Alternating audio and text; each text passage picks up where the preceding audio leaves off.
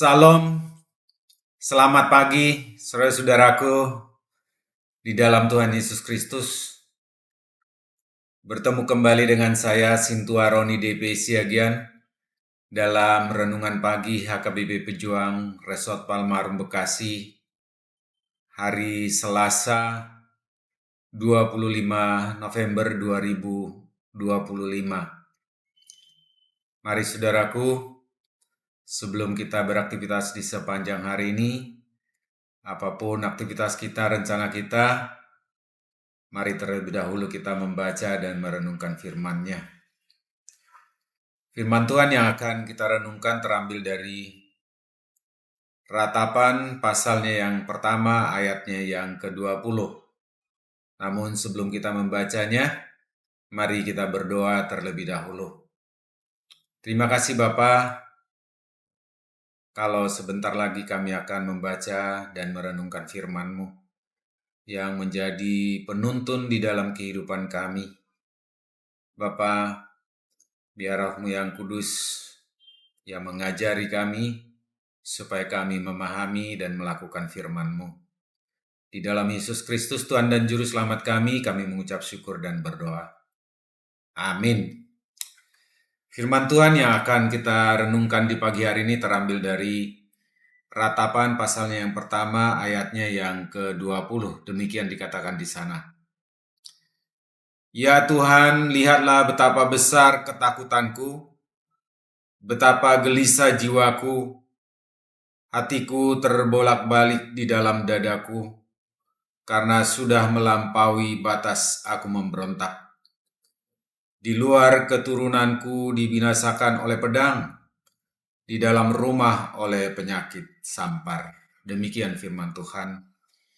Saudara, ini adalah ungkapan kesedihan hati dari Nabi Yeremia karena keruntuhan Yerusalem, karena dosa-dosa bangsa Israel dan bangsa Yehuda yang memberontak kepada Tuhan.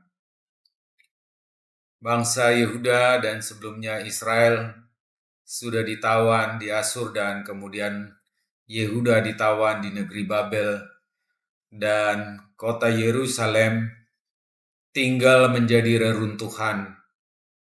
Bahkan bait suci Allah hancur berkeping-keping dan menjadi seperti tanah tandus yang penuh dengan kesepian dan kengerian di sana.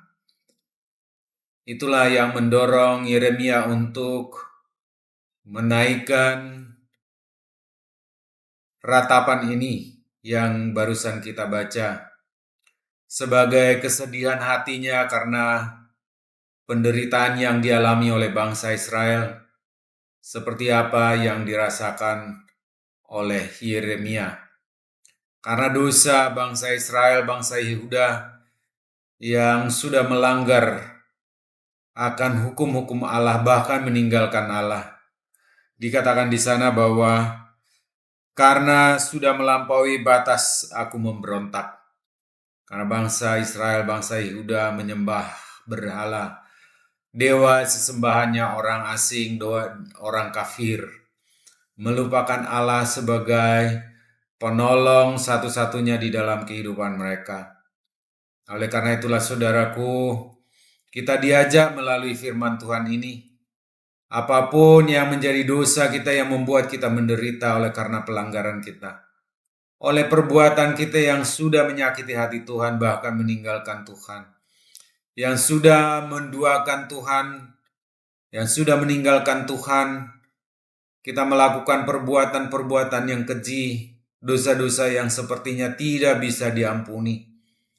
Kita sudah meninggalkan Tuhan jauh, menjembah sesembahan berhala-berhala, bahkan kita mempersembahkan yang paling utama di dalam hidup kita untuk melayani dewa-dewi ataupun berhala-berhala.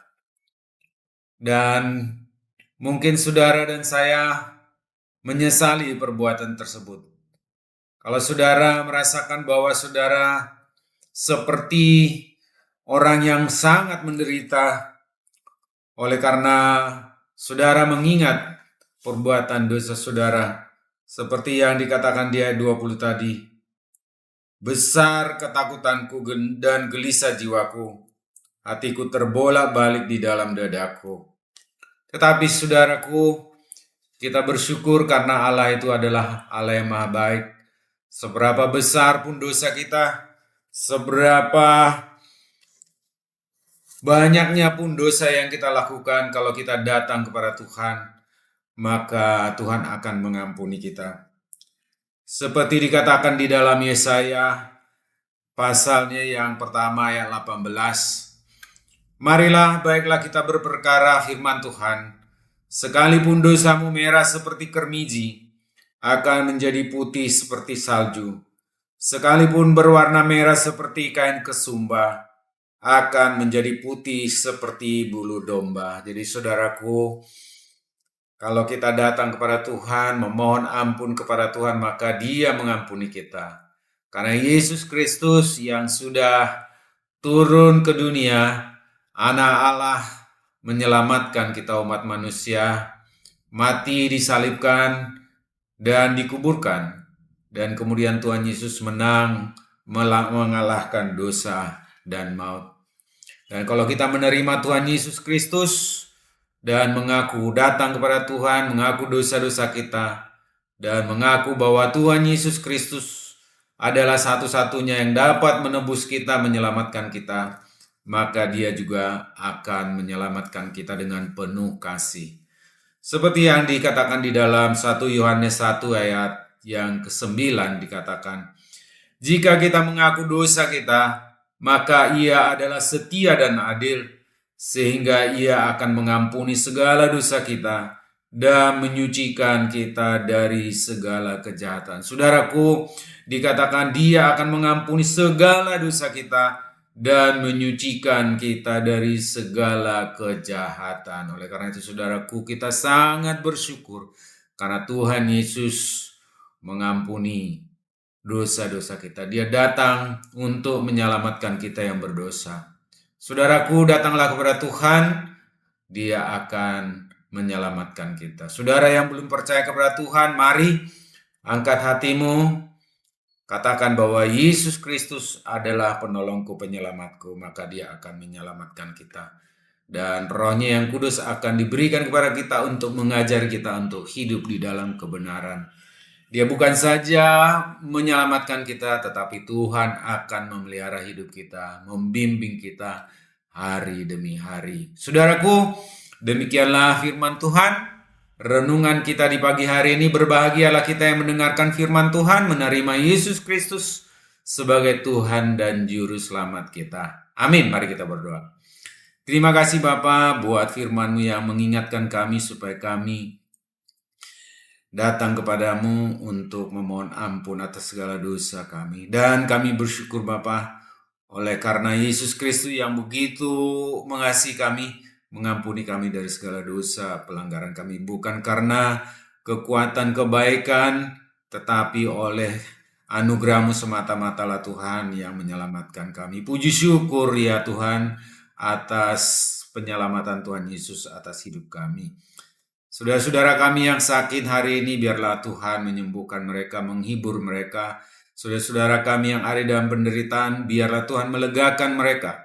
Saudara-saudara kami yang dalam pergumulan, Engkaulah datang untuk memberikan solusi atas pergumulan mereka. Terima kasih Bapa yang baik, kami serahkan sepanjang hari ini tubuh roh jiwa kami ke dalam tangan pengasihan-Mu.